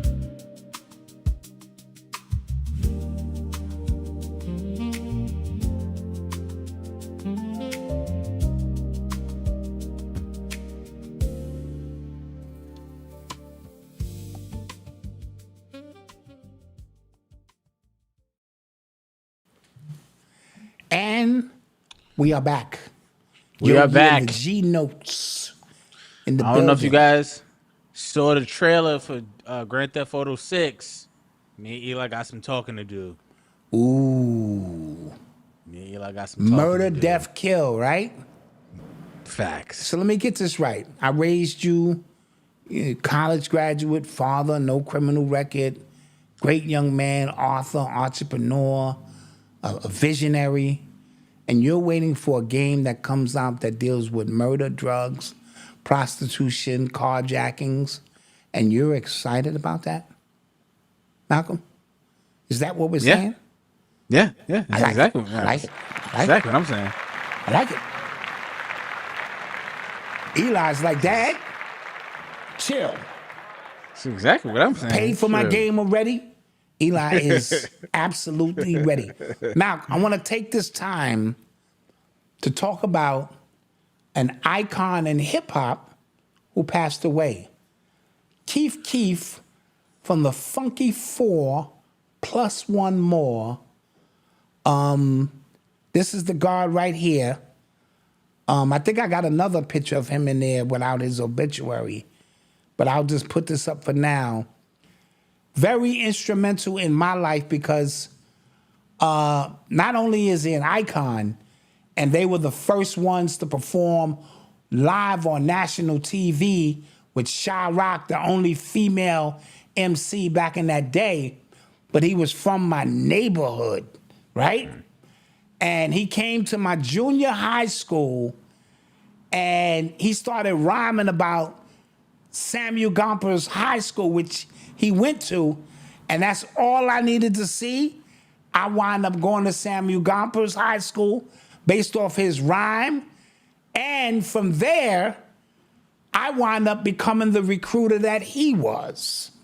You see what I'm saying? Once he graduated and moved on, I became the one who was going to junior high schools and MCing and bringing, and we had a very good relationship over the years. He would call me hip hop when he saw me. Yo, what up, hip hop?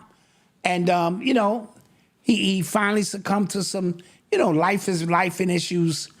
But to be 18 years old and change the world as we know it makes him an icon, Malcolm. And not everybody gets there. So I say, there we go. I say salute to Keith Keith, also known as Keith Caesar. I love you, my brother. I'll be at your services on Monday to venerate you and pay my respects. These are the icons who didn't go on to make a lot of money.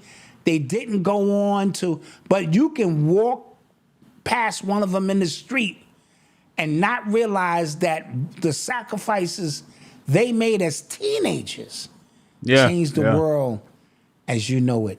So salute Keith Caesar, Funky 4 plus one. Salute. You are tuned into the sounds of Urban X. So, did you see Inez Cancer at the WNBA game, getting into it? Yes. He got into crazy. it with the female players, and they threw him out of the building. It looked staged to me. You know what I mean? The whole process, he's agitating it on. The WNBA has come down with their ruling that says him and Royce White cannot play in the WNBA. But my thing is, they never gave a definitive reason of why not. Oh, God, Are they saying this is a publicity stunt? Because now my lawyers are ready. Now you're discriminating against me, and it's going to make both of the men very rich, right? So y'all going to do it. Now, something similar is going on in the NFL with these players who don't make the NFL team, Malcolm, are now being able to go back to college. Well, the Pac-10 ruled that if you, I think if you signed to an NFL team, if you got drafted or if you played an NFL game, you can't come back. Right? Okay. The SEC, which LSU, because there was a player who like that was like locked and loaded. Yes. And then the Pac-10, I think, did it, and then they kind of put pressure on the SEC to do it, and LSU is in the SEC, so he can't, like, he's asked out. But apparently Lane Kiffin, whose name is Mud in college football, his name is Mud. Everywhere he goes, he just kind of leaves a trail of bodies, right? Yeah. He was telling players, "Yo, sue the NCAA and sue the NFL." Because they should, to be able to come back and play, and he was the one instigating that, and a lot of people are coming to find out. But the SEC ruled that's because that's crazy. That's and crazy. What it's going to lead to is a CBA for college, collective bargaining agreement, because these are professionals now. The minute you start paying them a salary, this is no longer amateur. These are professionals. And it's trickling. It's trickling all the way down to high school ball. Yeah. Right? Yeah. Because high school now, they are paying players like, okay, we want to get this kid into this county. They're moving their family. Like, I heard a story about some kid who his parents got divorced so he can play at another school. Wow. Like, so he's split been up in college. Yeah, he's been in college for like 10 years, and it's just like, my nigga, go get a job, dog. Yeah, go get a job. Like, it's over. Yeah. It's over. Yeah. Right? So the pendulum has swung because, yes, these players were not getting paid. They were getting they were not getting paid. They were getting taken advantage of. These coaches were making millions. These schools were making millions. These kids were not getting paid. All facts. However, it has swung too far off to where kids are being able to transfer left and right, like wherever they want to go to. They're not this honoring portal anything. stuff is bad. Portal stuff. They're making like this. They want to stay in college because he would have went back to college. He would have made more than he would have in his NFL contract. Right. Which sounds nuts, but that was the fact. That was on the table. Yes. And all you got to do is follow the money. What I think is going to happen, I think NFL is going to cook something up to where the UFL, right, in the spring, that is because college, like, they're going to have to do something to where it all just kind of makes sense to where one entity, yes. One entity, it all kind of has to feed into each other. I don't know how that is. That's why they don't pay me. But that's going to happen some which way, and I don't know how yet. Did you see the NFL canceled the Pro Bowl? I heard, yeah. That shit became a joke. Yeah. If you're not going to play, and it's flag football and all that shit, and just get rid of it. You earn a Pro Bowl, that's it. Yeah. See, because it's not done mid-season like in baseball on basketball because of the injury rate. You can't be playing a damn exhibition game in the middle of the season and tear your ACL. And so, and then the guys who know they made the Pro Bowl, they go on vacation. They like, listen, I'll be damned if I go hard out here and hurt myself. And so, makes sense. So, somebody said, but Malk, if I gave you $3 million to come back, what you doing? I'm coming back. What you mean?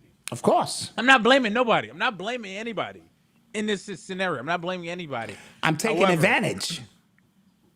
However, it is like as a fan of what I'm seeing, it is getting out of hand. It is getting out of hand. So, but I'm not blaming anybody. Get your money. Mal, let me ask you. What do you think about Mayweather starting a law firm? Is that where we going with it? Oh, my God. Did you guys see that commercial?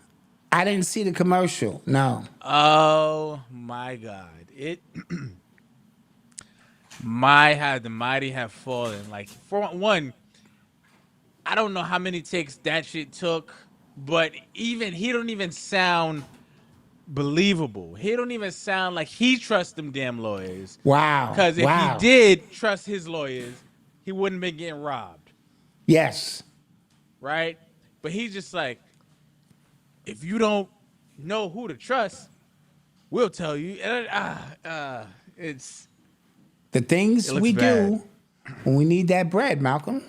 Yeah, it looks bad, bro. Right? It does. When you forget the way a bologna sandwich fried tastes, and I'm metaphorically speaking about what you think struggle is because you're following social media. Side note, Meta just got to pay a $16 billion settlement. Yeah. Okay? Because it has been proven beyond a doubt that social media is screwing with the minds of our children, is screwing with their self-esteem and everything in between. And so $16 billion settlement is coming. And now they're trying to figure out a way to regulate this, yes, by saying no likes and stuff on the kids' page, and they get 2 hours of social media, and they have to be off at a certain time. I don't know if that's the answer, but I do know some form of regulation is going to come down because $16 billion. It's closer to 17 billion. Oh, yeah, it's a lot of money. Yes, it's a lot of bread. You know, without admitting guilt, but still paying out that kind of money. All right, back to Mayweather. Okay, yeah. Back to Mayweather. Because you just side noted us all the way off. Yeah, I'm sorry. Sorry. You up? No, you were talking. No, I'm just saying he can't read the law contracts that come through. Obviously, this is a money grab of some sort, tying his name to, you know, all kind of stuff that we don't believe. At least when I see Shaq, because Shaq promotes everything. I see Shaq in a car commercial, a burger commercial, a pizza commercial. He on a cruise. I believe all that shit, you know. Yeah. But Mayweather, not so much. Not so much. Yeah, it looked bad. It looked bad. Do you see Lil Durk is on trial this week and everybody's snitching on him? Oh yeah. His whole team is like yeah.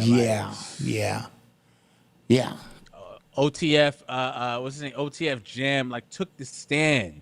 Yeah. And said like, you know, he paid us for these murders and it's a wrap, guys. It's a wrap. So and listen, you know what's crazy? I think he might be the biggest rapper to go down for like the most time, if that makes sense. Yeah. Perhaps. Yeah. Yeah. Because I don't know how Young Thug beat that case. Me neither. What? Told. Yeah, well. He's in his yeah, well, there it is. Listen, Mouth, they're wrapping up the Keefe D case. But in my inbox, shout out to the person who sent it to me, and they showed a brother, he came on the screen, he said he does autopsies all the time in the service and this and that. And he said that was not Tupac's body that they showed you. He said the way the body was sliced, right, it's supposed to be a wide cut, and he was given technical terms on why the wide cut has to happen. But when the one that they showed weird cut spaces that wasn't in alignment with that. and he showed his ear, and it had hair around that. But you see the picture, the close up of Tupac, who had a shaven side. Something is weird. He stopped short of saying Tupac is alive, but he said some propaganda is going on with the government with that. And so that was very interesting. I sent it to you, and I sent it to Mama Dot. So you guys, you sent it on Instagram or? I sent it to Instagram. Absolutely. I'll check it out. I'll check it out. You know, let's get some questions in here. Somebody asked just now, did you hear about this $72.5 million settlement between Bank of America and the survivors of Jeffrey Epstein? No, I did not. No, they kept that kind of quiet. Haven't heard that. Have not heard that at all.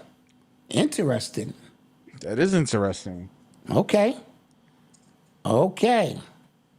Side note. Go ahead. No, go ahead. Side note. Sock it to my pockets, but if you can't, sock it to the like button. Please.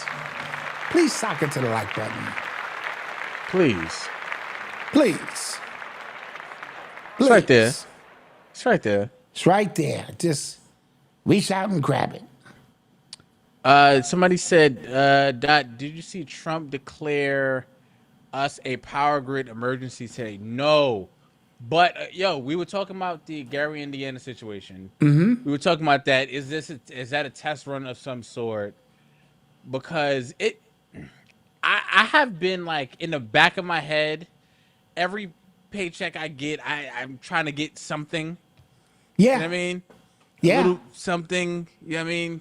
Yeah. Batteries here, flashlight, like yes, something, because it does feel like that's the road. And I hate being alarmist, I do, but it's just like I think I'd be irresponsible. You'd be irresponsible, Malcolm, if you don't. Yeah. Have a generator, some goddamn batteries, a wind-up radio or something, you know? Canned goods. Yeah. You know, stuff, because it is what it is. You know? So Michael Jackson's iconic sequence glove is heading to auction in December. All right. Oh, wow. It's saying it might fetch about $180,000. Yeah, you know, I recently watched the Michael Jackson movie for the first time, and they sped through all of that shit. Like, god damn. Yeah. Remember, a story this complex. Yeah. But I was just like, now whoa. that deserves an 8-part series. Yeah, like I got whiplash. I was like, whoa. That deserves an 8-part series. You know? Yeah. So, you know, I'm not mad at that. Busta Rhymes has settled a $6 million legal battle with his former assistant, and I think the former assistant got $39,000. Damn. Yeah. From $6 million, you settle for $39,000. That's bad. Yeah. Keep your $39,000. I'm taking this shit to Supreme Court. Nigga, shit. Damn. You know? Yeah, I want to show y'all. The internet is crazy. What is that? This is Dolly Parton's casket with the big titties and shit. The internet, I tell you, you know. That's funny. That's funny. Well, I had Malcolm, something I wanted you got to some bring questions to in you. there? Diddy loses a $100 million defamation lawsuit against NBC. Now faces huge legal costs. So now they're charging him $990,000 for their legal fees because he could not prove beyond a shadow of a doubt that they were defaming him with that, what is it? They came out with their own documentary. Oh, yeah. Okay. Not Surviving Diddy, but I forget the name of it, you know? It was a few of them, and they were bad. They were hyping them shits up.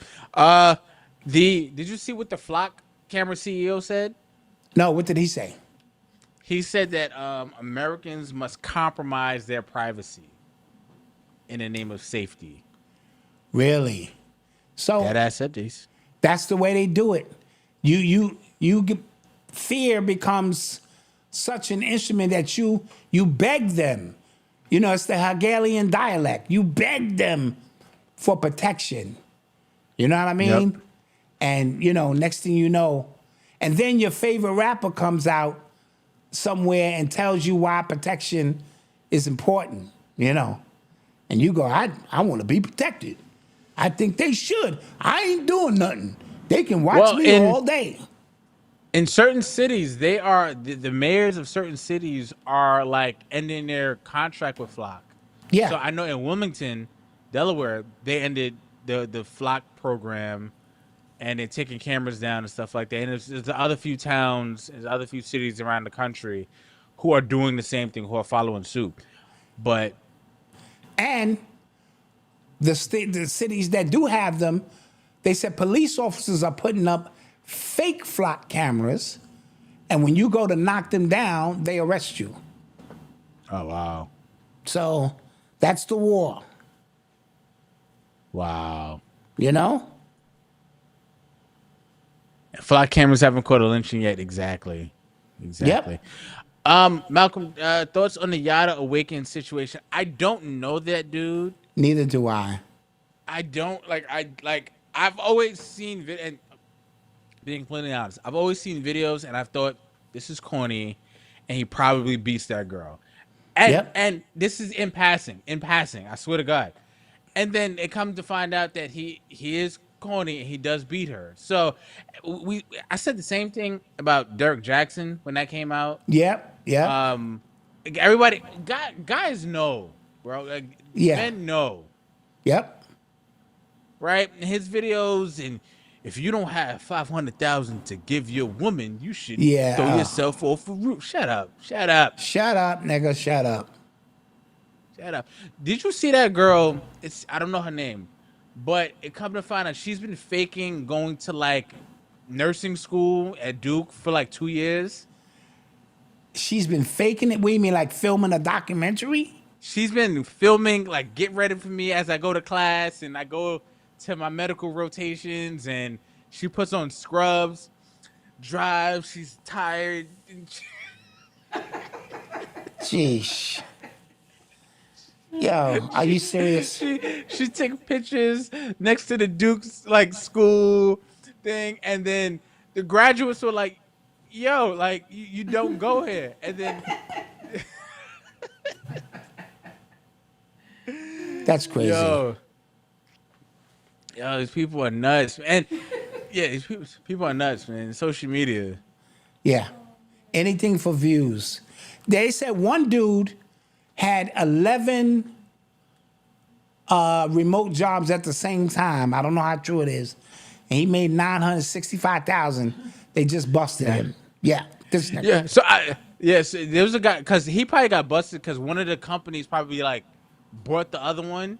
So you're technically working two positions. So, because I know somebody who got caught like that. Like, he was working two jobs, but one of the jobs bought the other one, and then that's how they realized he was working both. So they fired him because that's like a breach of contract and shit. So yeah, it's crazy. Yeah.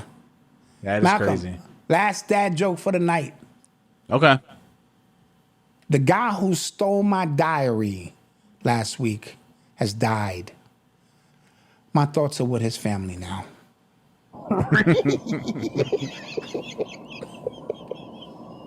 I'm not mad at it. Yeah. I'm not mad at it. Anyway, let's get one or two more questions out of here. Then we out, man. It's Thursday. We out. Hit my Cash App. Hit my shop. Membership. Go in and get that. Facts. Pop that off. You know what I mean? All that. Give me with a like. Hit me with a like. Sock it to my pockets. Go to the Urban X. Shop urbanx.com, because that's how we survive here. We don't have no big sponsors. We're not endorsed by nobody. We grassroots.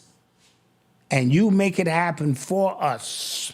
We appreciate it. And we truly appreciate it. Don't think we don't.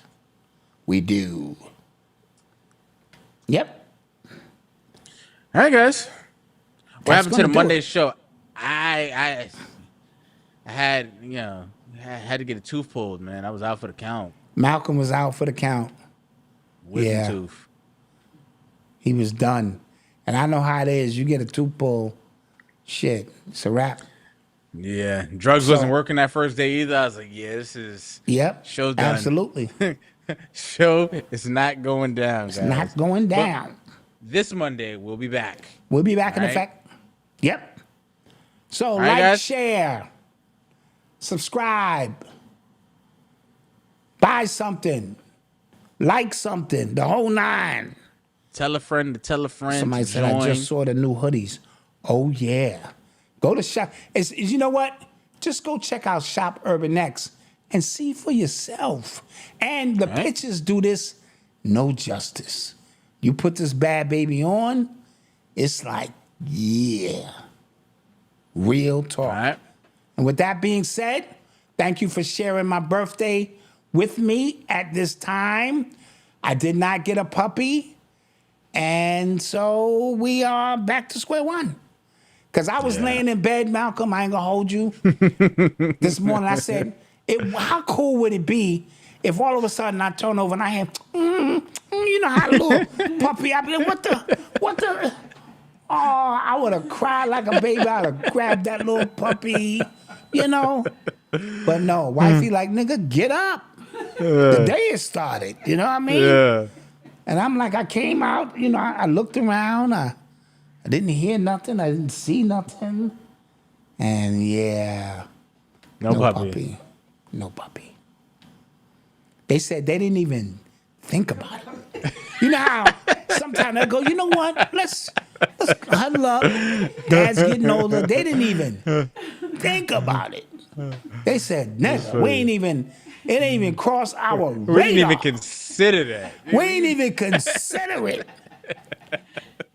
You know, now I gotta go to the doctor and get a note to say I need a service animal for, you know, to cut through the red tape so I can give me a little puppy and shit. You know, a little service, you know. Anywho, thank you guys. I appreciate you all. We appreciate you. And we will see you Monday. Peace. Whoa. Hey. It is it's the last Sunday of the summer. It's the last. We'll talk about that because you know with my hemoglobin, Malcolm. I'm just saying. My condition forces me to see. No, we'll talk. I don't want to get up here and say yeah. And, true that. You know, We coming back. We coming back. All right. All right. Peace.